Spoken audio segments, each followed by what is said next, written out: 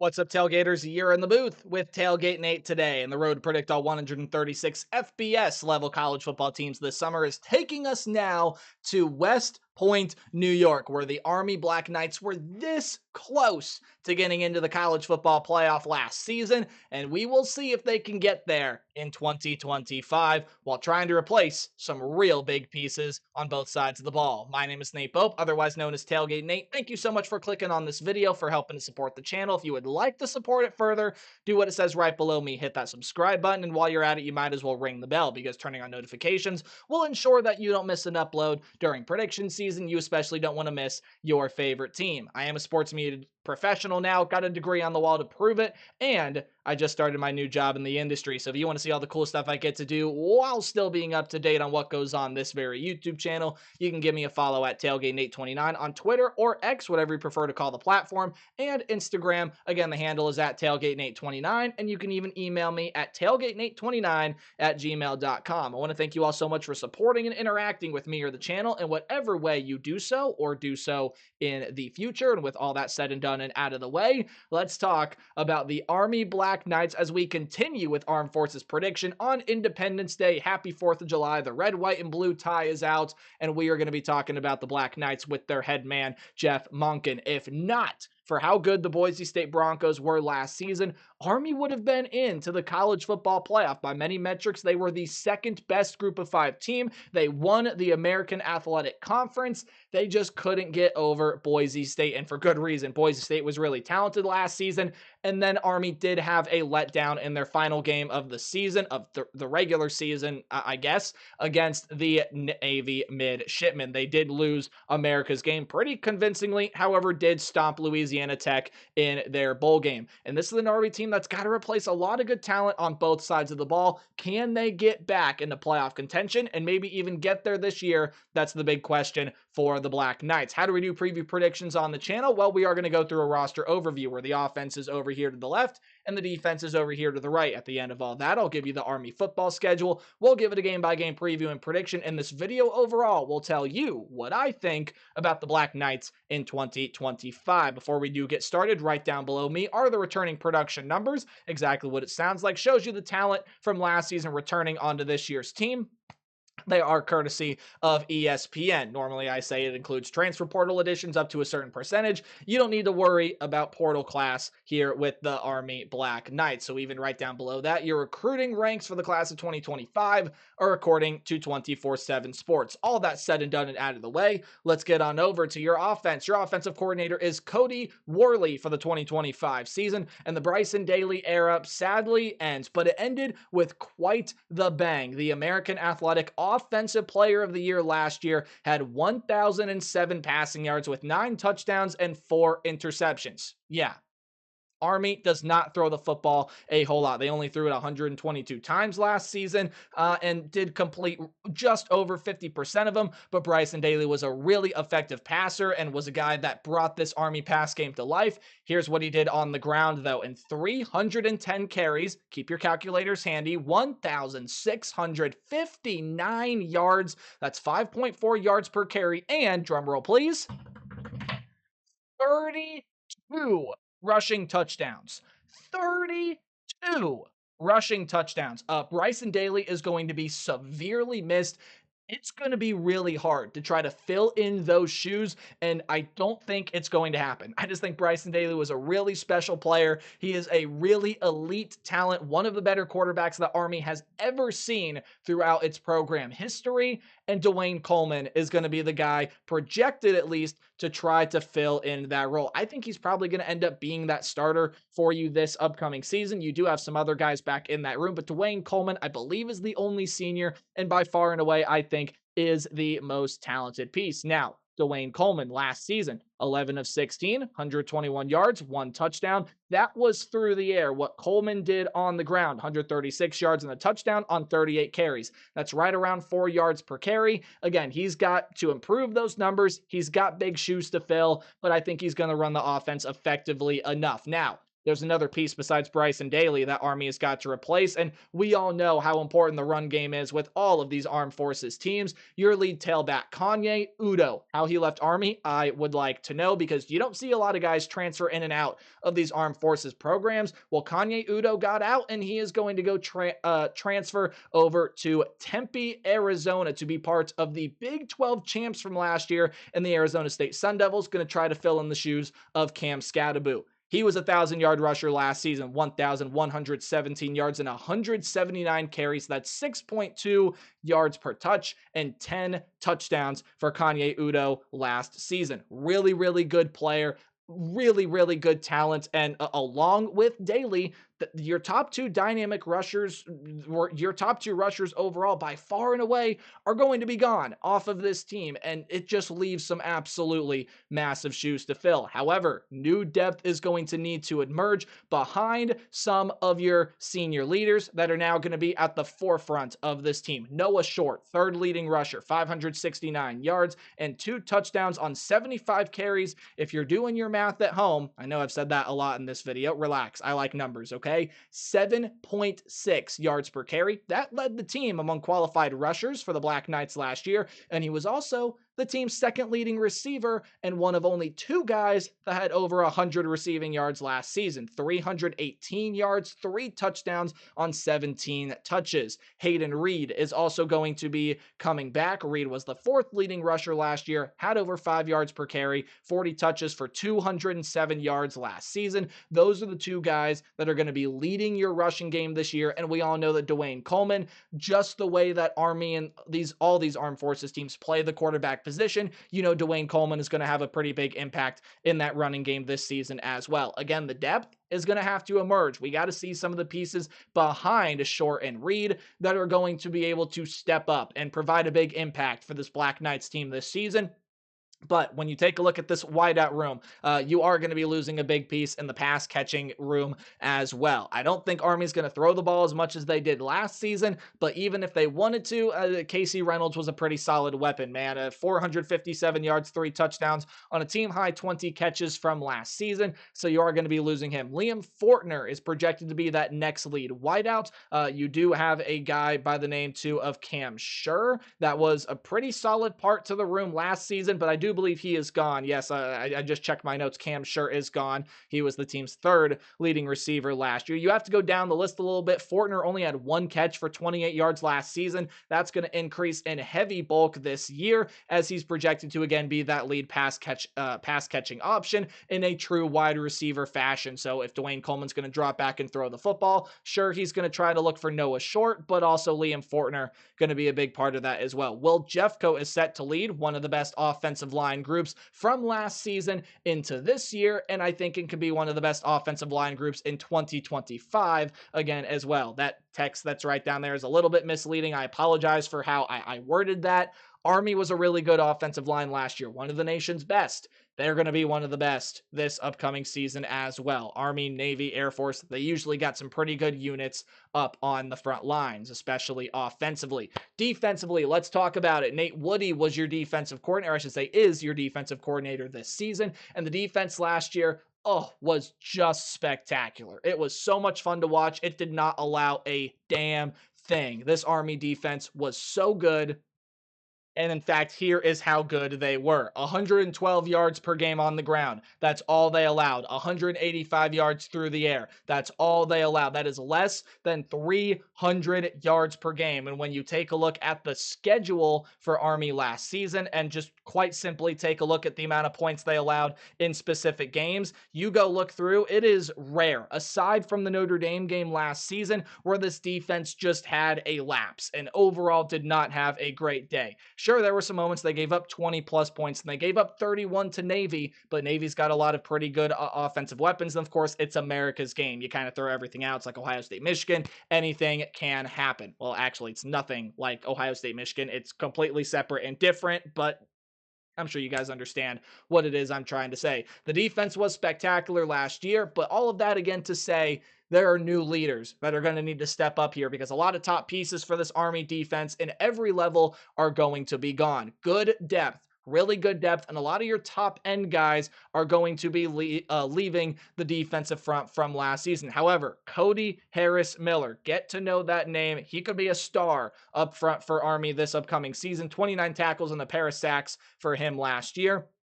Look for those numbers to really increase this season, as he very well could be the leader with pieces that are going to be stepping up surrounding him. Pieces like Deshauntes Gray, Jack Latore, or Jack Latour, however you pronounce that last name, Amir Ali, Jacob Tuioti, and a lot of other guys that are going to see some bigger roles than they did last year in the upcoming 2025 season. However, Cody Harris Miller, watch out for him. I think he can be a really good weapon, as Army, I think, is still going to have a pretty solid defensive front. Sack leader in Elo Madozi. I cannot overestimate how big of a loss this is to this Army football team. He was so good. He's so good, in fact, that Kirby Smart liked him enough to be on that Georgia defense. In fact, I believe that's where he went. Wanted to check my facts there. Yeah, Elo Madozi, a 4-star transfer according to 24/7 Sports, is now over with the Georgia Bulldogs. Here is what he did last season. 34 tackles, 6.5 sacks, which led the team. Also had a pass defended in there as well. I don't think that stat line is very indicative of how good of a player he is, because, man, is that just a stupidly substantial loss, in my opinion, for Army. In my opinion, that's your most talented linebacker, even though you do see some other talented pieces leave, such as the likes of Brett Garena, and again, apologies for mispronunciation. He's going to be gone as well. And then the top 2 tackling linebackers are actually both going to be coming back. Andon Thomas is going to be back here on this team. He was the leading tackler with 93 of them, had a couple picks last season. And then you're also going to get Caleb Fortner that's coming back. 76 tackles, a pair of sacks, 3 passes defended, your 2 top tacklers from last year. Again, that's just how good I think Elo Madozi is, and I think a lot of numbers and metrics and other people around the country will tell you that will back that up. However, Thomas Fortner back to lead this linebacking unit that, look, a lot of pieces are going to step in on the defensive front. The linebacking unit's going to help out tremendously. It's going to be a really, really good unit. Good luck for opposing rush offenses to try to break through this second level. It's going to be a really talented linebacking unit. You do have a massive loss out of this defensive back room. It was your safety and Max D. Domenico. Apologies again for mispronunciations, but last season, 60 tackles, did have a pair of interceptions with 4 passes defended, 42 tackles by himself, was the team's 3rd leading tackler, and the biggest loss out of the defensive back room. However, Casey Larkin is a great leader. A ton of seniors are back in this defensive backfield. Gavin Shields, Justin Weaver, Colin Madison, those are just some starters to pair with Casey Larkin in there as well. Here's what Casey Larkin did last season: 50 tackles, 2 pass defended, and led the team with, was second on the team with 3 interceptions a season ago. Now, you are going to be losing the guy that had the most interceptions on the team last year. That's a guy by the name, or actually, no, he might be coming back. Nope, I was right the first time. He is gone. Jaden Mays, who had 4 interceptions last season, entered the transfer portal. Don't quite know if he's found a home yet, but I do know he will not be playing football for the Black Knights. And hey, kickers are people too. Let's show them some love. New punter this season, but your place kicker, or I should say your punter is going to come back while your place kicker sees new blood. New guys will come in to the place kicking room. Defense has got to replace a lot of pieces. However, I still think it's going to be a really solid defense. As good as it was statistically last season, probably not, but it's still going to be a good unit. Offensively, how do they fill in the shoes of Bryson Daly, Kanye Udo, Casey Reynolds? You lose a lot of top pieces in that offensive unit. It'll be exciting to see how Army tries to fill in those gaps. Army was this close to getting into the college football playoff last year. Does their schedule make it so they can do that this upcoming season? Well, you can formulate your thoughts on that right now, because here is the Army 2025 football schedule. I'll tell you my thoughts on it in just a little bit, give it a good old game-by-game preview and prediction, but we do have to take a look at some odds, courtesy of the friends at FanDuel, right down below me. Again, with Group of 5 teams, we don't look at their odds to win the national championship. We look at their odds to simply make the college football playoff. However, we will look at the Army odds overall. Again, current as of recording this video, as always, subject to change. And no, don't go place your money on it unless you want to. I'm not telling you to do that. It's just some context to provide to all of you to see how good the odds makers think Army's going to be this year. Well, plus 750 odds to win the conference. That is 6th in the conference. You're behind some notables like Tulane, Navy, UTSA, Memphis, and South Florida, a lot of which you do have to play on the schedule this season, but we'll dive on into that. Plus 1,600 odds to get into the college football playoffs, same as Navy. Army again, that close to doing it last year. 7.5 is that win total. Odds makers seeing all the talent they lost from last season. However, I do think that the first two games of the schedule pretty easy to predict for this Army program. Tarleton State, yeah, that's going to end up being a win. I don't really have any qualms or quarrels there. I think Army's going to be able to take care of business there against, I believe they're the Texans. However, someone can correct me if I'm wrong in the comment section down below. I'll take the heat. And then they are going to lose on the road against Kansas State. Avery Johnson's coming back. He'll take a step up in the right direction. The safety room, the cornerback room, the secondary as a whole. That was the liability for the Kansas State defense last season. It's going to take a step up in the right direction this year. Overall, though, Kansas State, we'll see how they handle the Army physicality. I think they're going to handle it pretty well. And I think Kansas State, just way too skilled. They got the top end talent. I think they'll compete really well with Army, as again, early part of the season. Army going to try to fit in the pieces, see what works, see what doesn't, and things of that nature. Did also just now notice I had one of my weeks wrong on the schedule. Pick out which one I changed. You can even rewind the video and do that. Gives me more watch time. I'm kidding. You do whatever you want. It was the UTSA game. There you go. Spoiled the game for all of you. Sorry. Okay, let's move on. Predicting this Army schedule. I talked about it in my Navy video. I think North Texas is going to be a tough team this season. Now, they usually are, and I do really like their head coach in Eric Morris, but you're going to have to be replacing some pretty solid pieces from last year, and a lot of transfers are going to be trying to fit into this North Texas team. You have a transfer quarterback, a couple transfer wide receiver pieces, some offensive line pieces that need to find new roles, a transfer running back that's coming in, and a slew of transfers defensively. Now, some of them are really, really talented, such as Trey Fields. Really, really good piece that's going to be coming over there from Sam Houston as a linebacker where he had 80 tackles last season. I think North Texas is going to be able to put things together in a lot of ways. And again, I think that game that they have at home, do the Mean Green against Navy, could be a trap game for the midshipmen. However, I don't see North Texas winning that one, and I don't see them winning this one here. I think Army is going to be a little bit too physical. I think Army has still got, despite the losses of Bryson Daly, Kanye Udo, Casey Reynolds, so on and so forth, I think they do got a lot of really, really nice talent.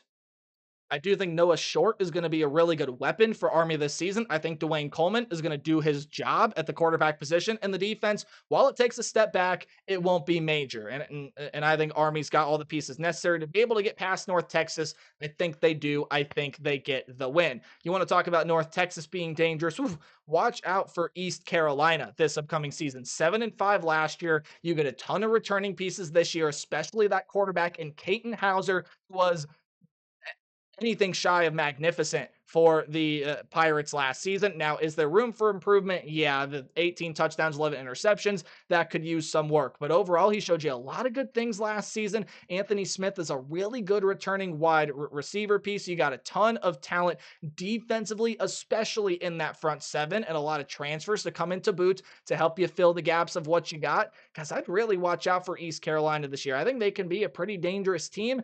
I think Army survives this one on the road. There are going to be a lot of teams that are just not going to be able to handle what Army will throw at them.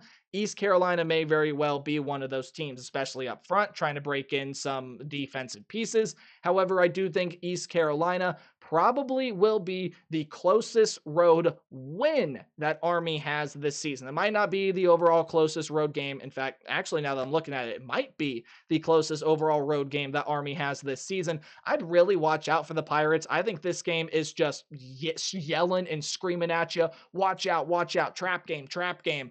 I do think it's going to be a really difficult one for Army. I do think they come away with the win, though. We'll predict the next two pretty quickly. UAB, I've never been a fan of the Trent Dilfer hire.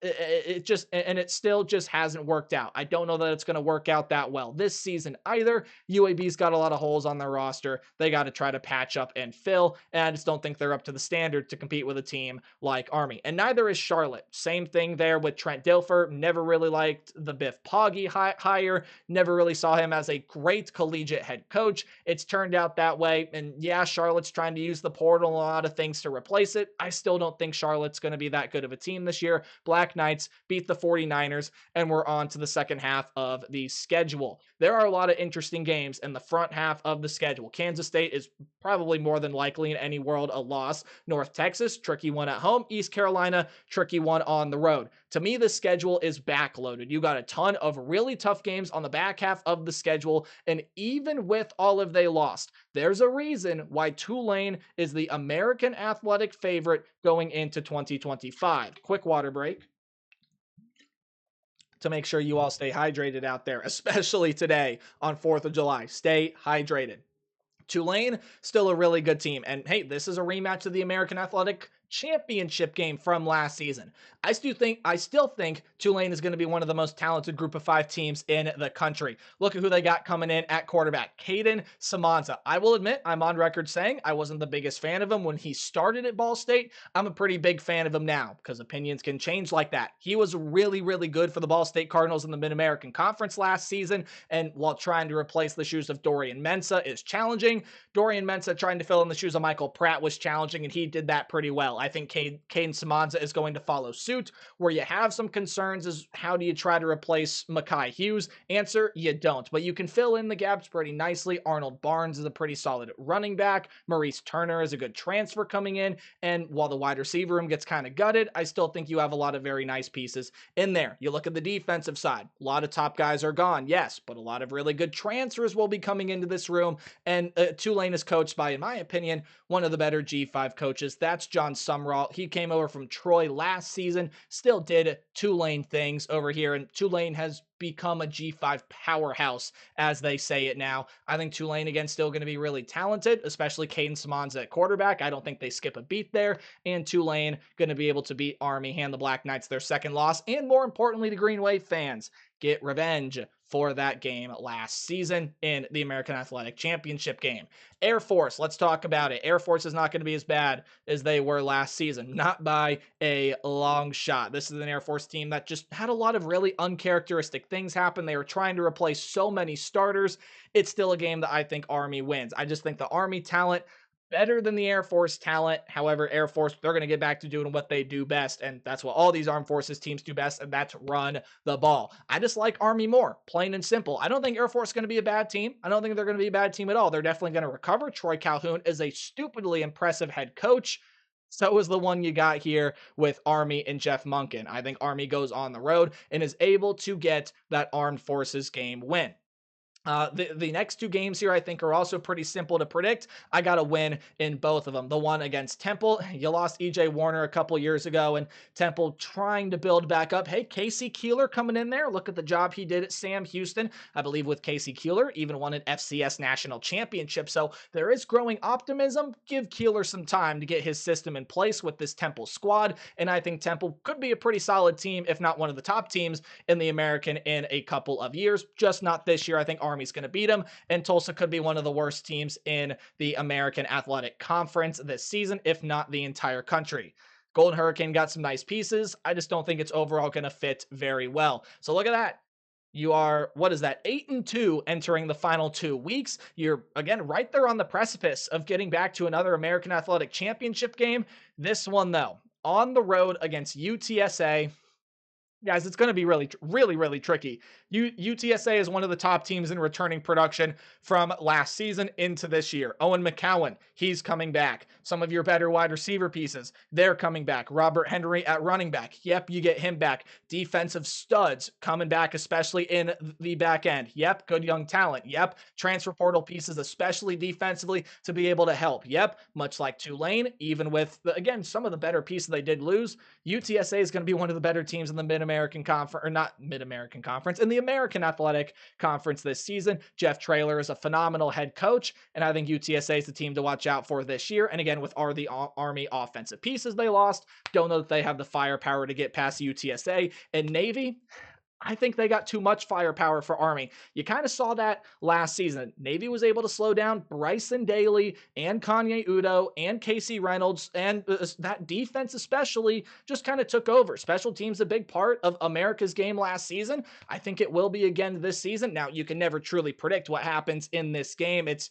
blood, sweat, and tears in 60 minutes of football. I just think Navy is the more talented team. They will win America's game for the second straight year, and Army finishes 8-4. Not a bad record despite everything, but I do think they take an overall step back, and it's just because of how much talent they lost on both sides of the ball. Still one of the American Athletics' best teams, and it wouldn't surprise me to see them get back to an American Athletic Championship game. I just think likely with the schedule, not going to happen, especially with all that they lost. But a solid season overall. Let me know what you think about the Black Knights in the comment section below. Have a happy and safe 4th of July. Remember to play hard but tailgate harder. We got one more coming up in a little bit.